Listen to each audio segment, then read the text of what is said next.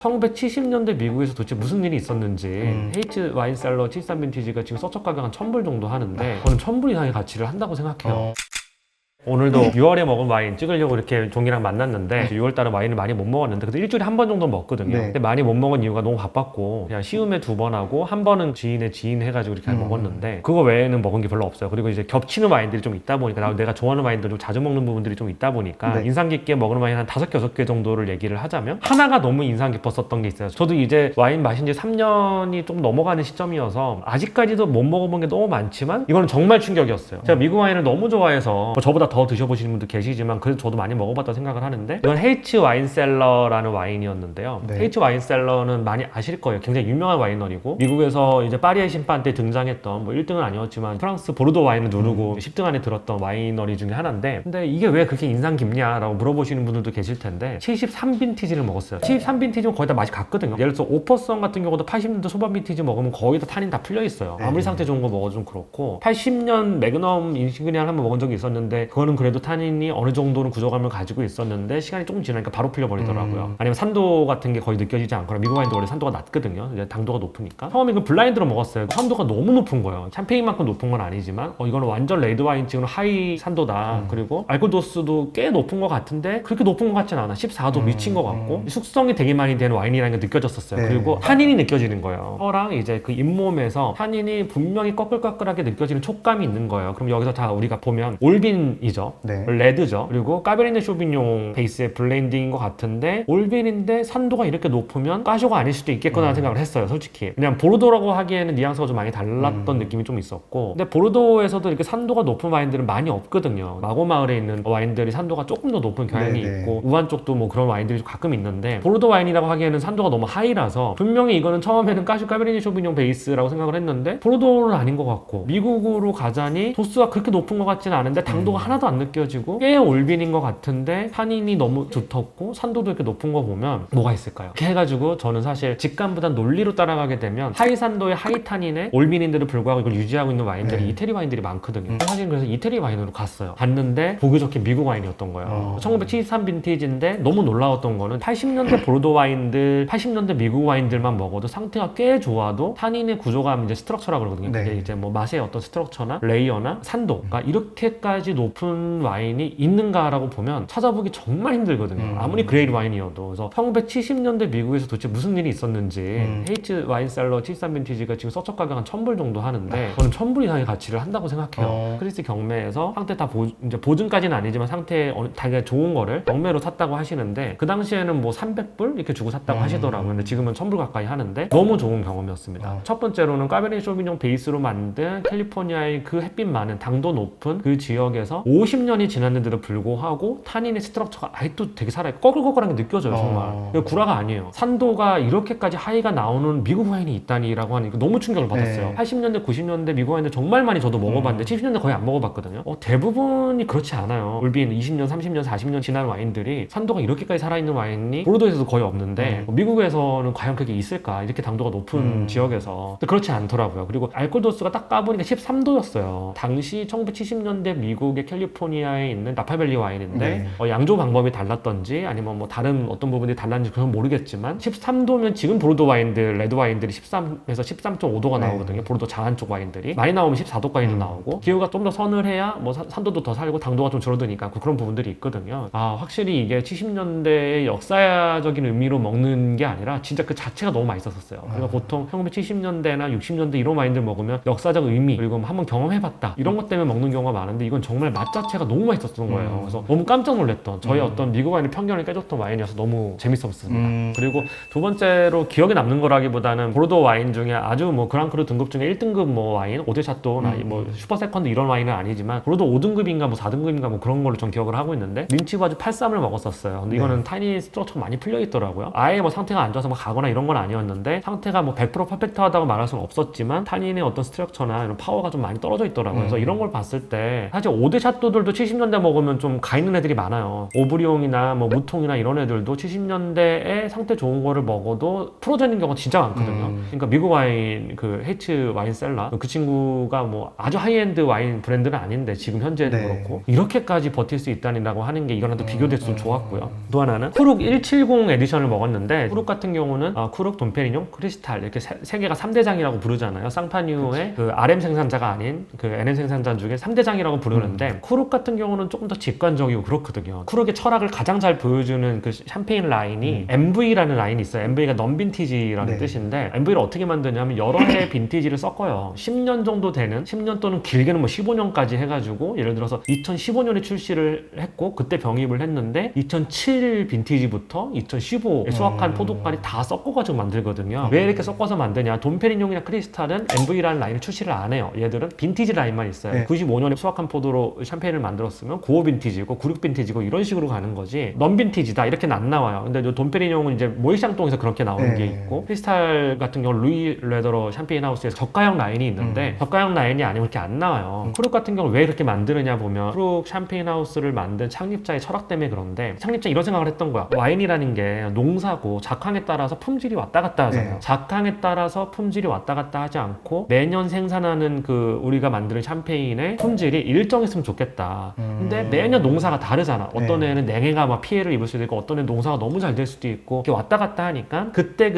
수확을 했던 와인으로 만들어졌던 그 통에 담는 그런 것들을 팥솔로 다 나눠가지고 그 일정한 품질을 유지하기 위해서 이 팥솔들을 다 썩는 거예요. 각각에 나눠놓은 구분대에 있는 각각의 다른 빈티지와 다른 밭에서 나온 와인들을 수십 개씩 막 썩는 거야. 섞어가지고 균일한 품질을 만드는 거. 그게 쿠룩 MV예요. 어떻게 보면 쿠룩 라인업 중에서는 MV가 제일 싸요. 영빈 기준으로 네. 봤을 때. 그 다음에 빈티지 샴페인이 비싸고 그 다음에는 블랑 드 블랑으로 만든 클로드 메닐이라는 라인이 비싸고 그 다음에는 이제 블랑 드 누아 100% 피노노라고 만든 당보네라는 라인이 비싸요. 그래서 쿠룩 같은 경우는 이렇게 라인이 딱 정해져 있는데 MV가 가장 쌈에도 불구하고 MV가 어떻게 보면 쿠룩의 철학을 가장 잘 표현한 그 라인이라고 볼 수가 있어요. 근데 이제 170 같은 경우는 170번 에디션이라는 뜻이고 네. 쿠룩 MV 라인 같은 경우는 지금 168, 169 먹기에 너무 쉬어요. 샤르도네라는 품종이 보통 신맛을 많이 가지고 있거든요. 네. 보통 우리가 블랑 드 블랑으로 만든 샤르도네 100%로 만든 샴페인들을 먹으면 되게 많이 신기한 거 많고 블랑 드 누아로 만든 100% 피노 누아로 만든 샴페인들 같은 경우는 신맛이 좀 덜해요. 대신에 이제 각각 다른 특성들이 있는데 MV에도 샤르도네가 50% 또는 60%, 뭐 40, 48% 이런 식으로 들어가기 때문에 너무 어릴 때 시단 말이에요.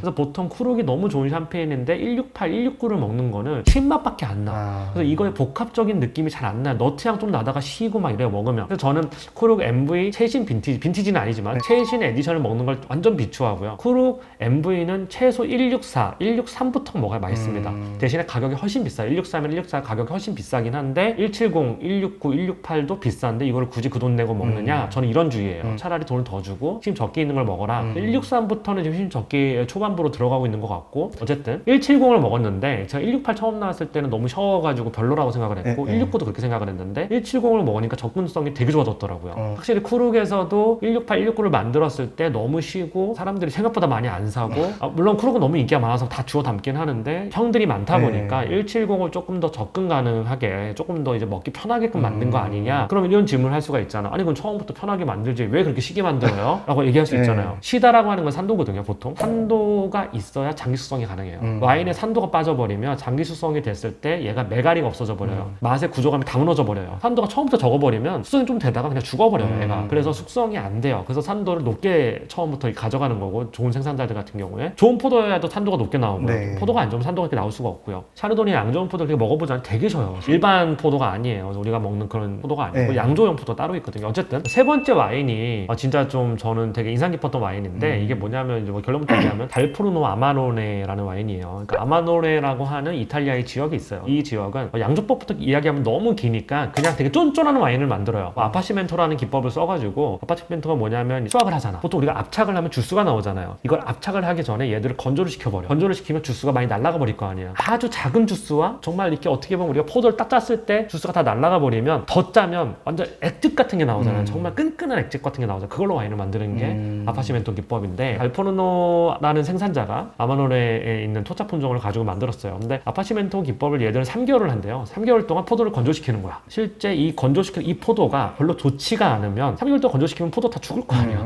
수분이 날아갈 뿐만 아니라 안에 영양분도 하나도 없으면 뭐 뭐 압착을 시켜봤자 이게 와인이 안 된단 말이야. 이 포도를 극단적인 가지치기를 해요. 영양분을 거의 몰빵한 포도를 얻기 위해서 극단적인 가지치기를 하고 그 포도를 가지고 건조를 시켜서 수분을 날린 다음에 압착을 해서 만드는 거예요. 네. 와인 한 병을 만드는데 포도나무가 8그루에서 10그루 정도 든대요. 거짓말인 줄 알았는데 양조 과정 같은 거 유튜브 촬영 다 나오거든. 근데 그거 진짜더라고. 그러니까 얼마나 이게 당도가 높겠어. 얼마나 알코올 도수가 높겠어요. 왜? 압착을 하게 되면 주스가 날아가니까 당연히 당도가 주스가 가지고 있는 면적 대비 높을 거 아니에요. 그리고 당도가 높다라고 하는 건 알코올 도수로 변환이 되거든. 그러니까 알코올 도수가 보통 17도이래 와인이.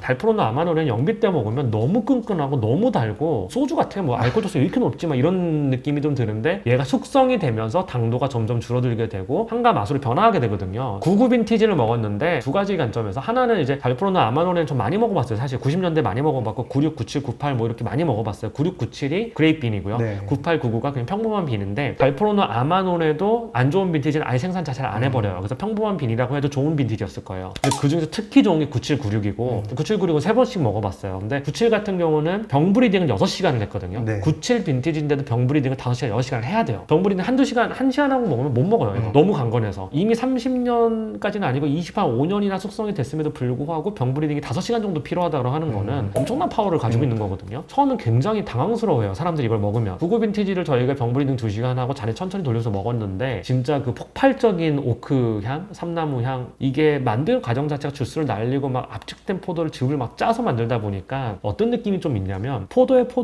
압축액을 만들어서 건포도 쪼린 향이 엄청 많이 나거든요. 굉장히 응축된 느낌이 나요. 진짜 처음 먹으면 쇼킹해요. 이게 굉장히. 이거는 절대 영빈 드시지 마세요. 전 자신 있게 얘기하는데 물론 취향 차이가 있을 수는 있지만 어떤 분은 뭐 미국 와인 뭐 한란 같은 것도 영빈도 뭐 맛있게 먹을 수 있습니다 얘기하시는 분들도 있는데 저는 그 말도 안 되는 얘기라고 생각을 솔직히 하는데 취향은 존중합니다. 근데 이거는 취향 그거 없어요. 이거 호불호의 문제가 아니고 이거는 먹으면 안 돼. 제가 볼 때는 최소 80년대는 가야 얘 진가를 더 볼 수 있지 않을까 싶어요. 그래서 이탈리아 와인 중에 제가 가장 좋아하는 와인이고 저는 달프로나 아마노네가 최고라고 생각합니다. 이탈리아 와인 중에 정말 이렇게 만들 수가 있구나 와인을 강추하는 와인이고요. 또 하나는 아주 간략하게 언급한 제가 이제 유튜브에서 오베르에 대해서 되게 얘기를 많이 한 적이 있어요. 오베르 맛있다, 실패가 없다, 그리고 누가 먹어도 맛있다. 그건 정말 사실이고요. 최근에 오베르 09 빈티지, 2009 빈티지 UVSL을 먹었는데 09가 좋더라고요. 그러니까 오베르가 뭐 얼로케이션을 받는 게 제일 싸요. 2020 빈티지 와이너리에서 얼로케이션 받으면 거의 뭐 100불대 다 살 수 있어요. 좀 숙성이 된 거 2009나 뭐 2010이나 이런 숙성된 빈티지들은 100불대 절대 못 사고요. 뭐 못해도 250불에서 280불 만 이렇게 줘야 돼요. 근데 왜 2배씩이나 내고 먹어야 되느냐의 정답은 여기 있다고 생각해요. 09 빈하고 2020 빈티지랑 비교해서 먹어보면 너무 달라서 2020 빈티지를 이때까지 기다리는 것보다 돈 더 주고 09 빈을 이렇게 먹는 게 저는 합리적인 선택이라고 생각합니다. 그래서 정말 오베르 09도 강추고요. 그리고 제가 아까 전에 언급을 안 한 게 있는데 아마노네 달포누노 99랑 같이 먹었던 와인이 있어요. 근데 미국 와인인데 아브루에서 나온 플래그십 와인이에요. 이게 좀 스펠링이 좀 어려워요. 저도 못 외워 썼는데 발음을 어떻게 해야 될지 모르겠어요. 소레빌로스 이렇게 발음을 해야 될 것 같아요. THO 뭐 REVILOS 이렇게 되는데 여기 플래그십 와인이에요. 근데 이제 아브루라는 와이너리 컬트 와인인데 굉장히 좋은 와이너리고요. 여기에 뭐 마돈나 뭐 렌치인가 뭐 그런 와인도 있고 소레빌로스 뭐 이런 와인도 있는데 이 와인이 진짜 좋더라고요. 01빈을 먹었어요. 근데 오히려 이거 영빈이 한 뭐 500불, 300불 이거밖에 안 하는데 01빈은 더 1000불 정도 하더라고요. 900불, 1000불 이렇게 하더라고요. 근데 아마노네에 밀리지 않았어, 파워가. 근데 아마노네가 더 강하긴 했는데 미국 와인에서 까베르네 쇼비뇽 거의 100%로 만든 와인에서 여기에 밀리지 않고 이렇게까지 강건하게 버티면서 해주는 와인은 거의 본 적이 없거든요. 오퍼선하고 막 아마노를 같이 먹으면 같은 빈티지면 맛이 안 느껴질 정도로 달려요. 얘가 너무 강해서 01빈이 특히 좋았던 그레이프빈이긴 했는데 어쨌든 그런 와인이어서 뭐 또 추천을 드리고요. 6월달은 여러 가지 와인을 먹어봤는데 그 와인들 중에 제가 기억에 남는 추천을 좀 드릴 만한 그리고 와인 매니아라면 그리고 이제 집을 여력이 좀 되신다면 이런 와인들도 한번 접해보는 게 좋겠다 해가지고 콘텐츠를 만들어 봤고요. 댓글 중에 아무래도 이제 이런 비싼 와인들 뭐 오베르 UVSL 뭐 2,900만 해도 해외 가격이 거의 뭐 30만 원 뭐 가까이 하니까 뭐 이런 거를 막 먹기는 힘들고 가성비 와인들을 좀 추천을 많이 해달라는 어떤 요청들이 많았어요. 근데 가성비 10만 원대에 살 수 있는 샴페인들도 좋은 거 되게 많아요. 우리나라 샵 기준 말고 그런 거는 제가 사실 카페에다가 글을 많이 쓰고 있어요. 그래서 제가 유튜브 콘텐츠에 그런 걸 와인 전문 콘텐츠가 아니다 보니까 제가 다 담을 수는 없고 제가 카페에다가도 이거 가성비 너무 좋네요. 이거 정말 추천드려요 하고 쓰고 있어요. 저 정말 관심 있는 분들은 카페에서 그냥 글 보시면 돼요. 전체 공개로 돼 있거든요. 최근에 먹어본 것 중에 10만 원대 괜찮은 샴페인들이 꽤 있었어요. 그래서 그런 거 좀 드시면 됩니다. 그래서 오늘 와인 콘텐츠 이렇게 마치도록 하겠습니다.